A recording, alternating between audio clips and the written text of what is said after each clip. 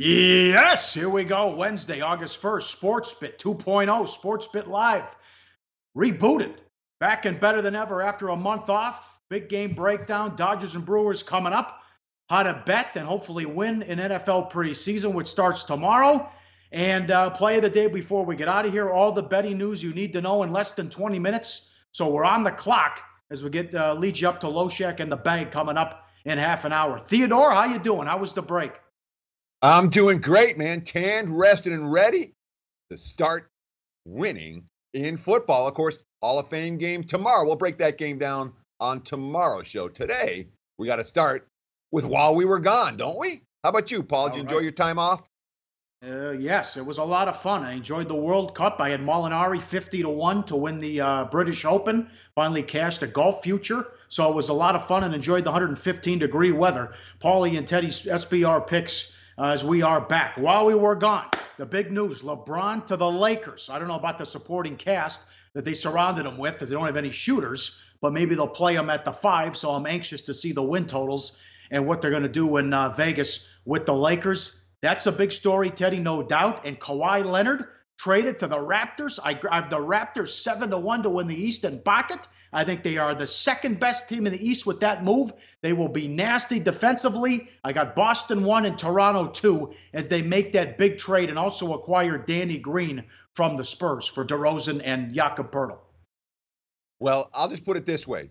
You're a little bit higher on the Raptors than I am. Maybe a little bit higher on the Raptors than I am. We can certainly understand the money coming in on the Lakers. And the Lakers, of all the teams we're going to talk about, the Lakers' odds have shifted the most from where they were.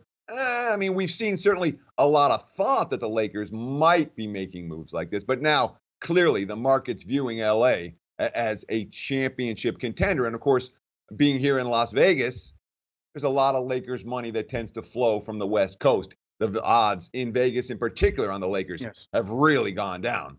But the Raptors, the second best team in the East, there's some team in Philly that looks a whole lot better to me than Toronto. It's not like Kyle Lowry and company have had a whole lot of success in the months of May and June. Now, I'm not buying the Raptors as being a team that deserves to be priced where they are right now, nor am I convinced that Kawhi Leonard will even be there at the trading deadline. Top 5 player. Also, Philly lost Ilyasova and Bellinelli. All right, Cousins to the Warriors. It's the first time since the mid-'70s that one team has 5 All-Stars on the same frickin' team. At the Westgate, they're minus 275 to win the West, Teddy. And it's also as a result of getting Cousins. You saw what happened to Houston. They lost Mbah Moute and Ariza and definitely downgrade the Rockets because they're going to sign Melo. Yeah, exactly. But the incredible thing is, for all the support for the Lakers that we've seen in the betting marketplace, that minus 275 to win the West for the Warriors stands out like a sore thumb. Clearly, with the addition of Cousins, Golden State, the team to beat again in an NBA where, here we are a year before, 10 months before the next NBA Finals, and we can probably list the number of teams in the NBA Finals that have a chance.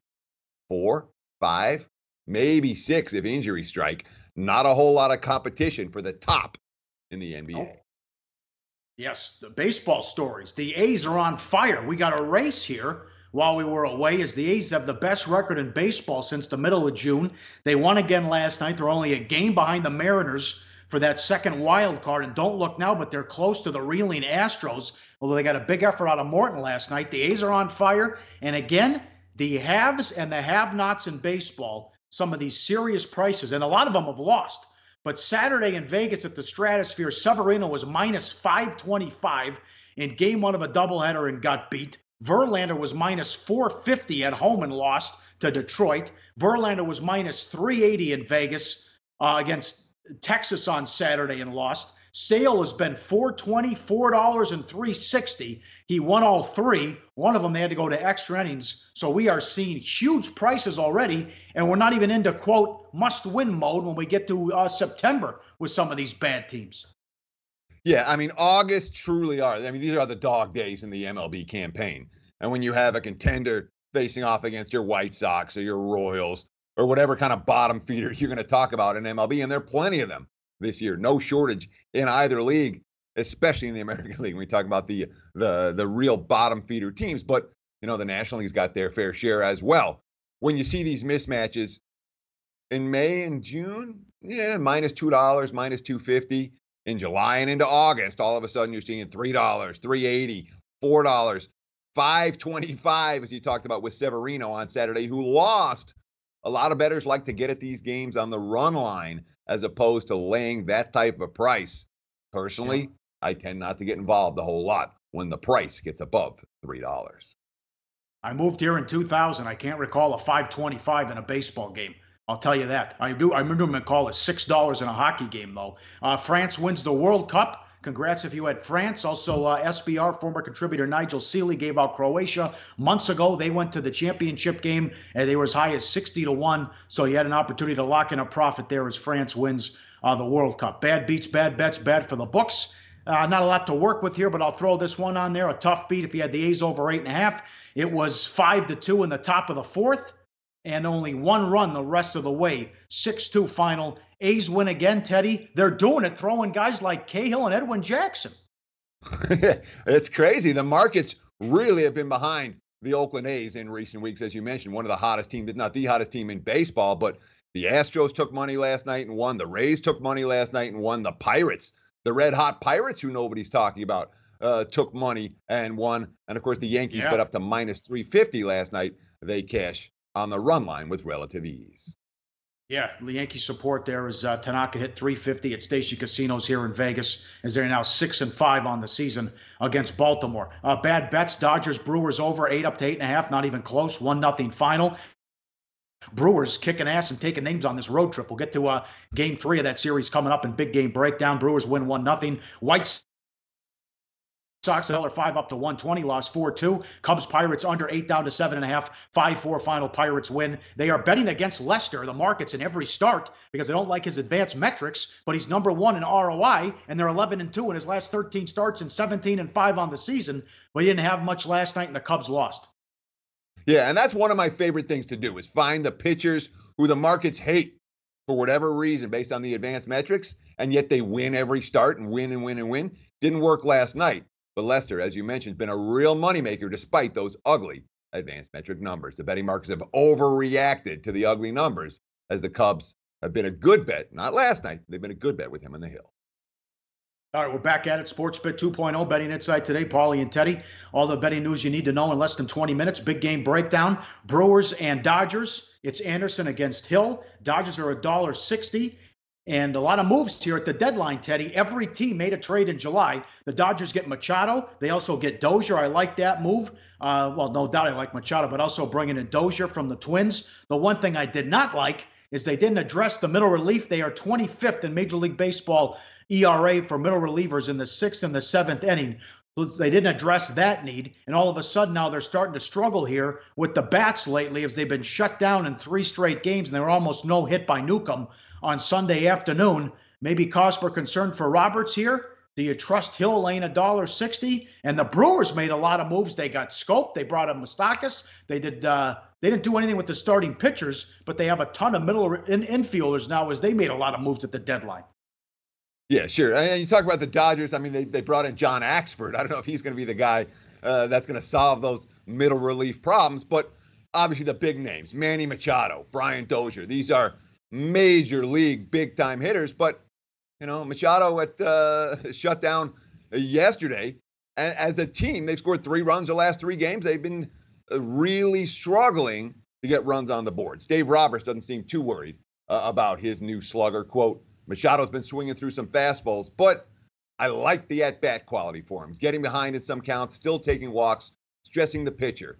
Every time he gets in there, there's a purpose behind him. That being said, it's a situation where both these teams are in flux, and I am a little bit worried about the situation for Milwaukee tonight just because there's been a lot of change for the Brewers over the course of the last week. Yeah, they're going to get Jonathan Schoop in the lineup today. They got Mike Moustakas last week, but Craig Counsell's quote, I think when we get into this a little bit, I think it'll all work out, and I feel like this is our team. There's a place and a role and a spot we expect everyone to do. But anytime you change your roster over, we've had some significant changes here in the last week, I think there's going to be a little bit of transition time where you figure out the best options. That has to be something of a concern for Brewers backers this evening, despite Milwaukee's hot 5-1 road trip. Anderson 1-4 in 10 career starts against the Dodgers, 0-3 with a 4.15 ERA in 6 career starts at Dodger Stadium. He's not given up more than 2 earned runs in any of his last 7 outings. $1.68 the total. More on this game coming up with play of the day. And Hill's not bad, but then the only thing, he only goes 5 innings in most of his starts as well. All right, football's back tomorrow. Can you believe it? Hall of Fame game, Bears and Ravens. We'll preview that tomorrow. But part 1 today, how to bet and hopefully how to beat preseason football. Number 1, do your homework, Teddy. And we love to bet preseason football because it's one of the few times where you have coaches who care against coaches who don't care, and you have great coaches who are awesome ATS like John Harbaugh, Pete Carroll, and Mike Zimmer. Exactly. And when you do your homework, the wins will come. Of course, you can just watch SportsBit. We'll do our best to do as much homework as we can for you every day. But when you're finding accurate news, local news sources, when you're finding out what the accurate player rotations are going to be, it's not just about the starters. The mainstream media focuses on the starters. Point spread outcomes get decided after halftime. The vast majority do. You want to know who's going to be on the field in the second half of these ball games, which teams have a chance to move the ball up and down, and which teams are going to look pretty ugly on offense in the second half. You find that info, you got a chance to make a profit.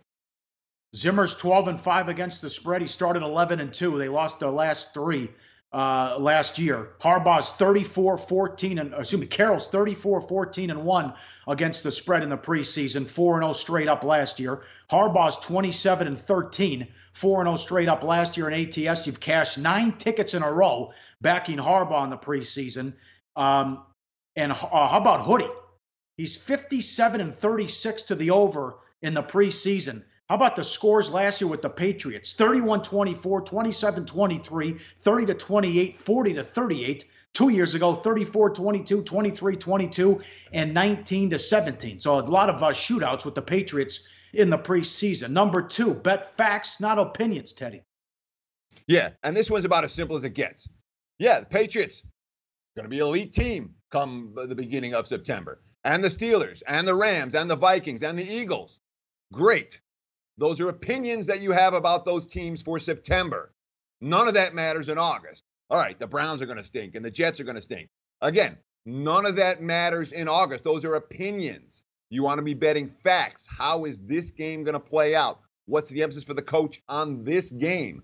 The only time your regular season opinions matter even a little, week 3, and that's still a long way from now. Okay, number 3. You don't think 3s mean anything? 1s and 2s mean everything. And if you can explain that a little bit. Sure. When you talk about key numbers in the NFL, everyone's saying 3s and 7s, 3s and 7s, and 3, the keyest of numbers in the NFL regular season because more games decided by 3 points than any other amount of margin of victory. So the 2.5 and the 3.5, crucial in the regular season. In the preseason, nobody wants overtime. So the coaches will always go for 2. Therefore, all of a sudden, the +1, -1, /1.5, /2 matters even more than the 3. Don't be fooled by paying any price to get on or off a 3 in August. It's 1s and 2s that you want to be aware of. Okay, and one more. And again, this is a lot of fun. We'll do part 2 tomorrow. Next Thursday, there's 12 frickin' games, if you can believe it. Cluster injuries mean everything. Read the reports coming out of camp. Yeah, absolutely. I mean, coaches will do anything to avoid a cluster injury situation, whether it's cornerback, offensive line, defensive line, wide receivers. When you find a team with a particular position group that has injuries everywhere, that's a bet against team, even if it's only for that one unit.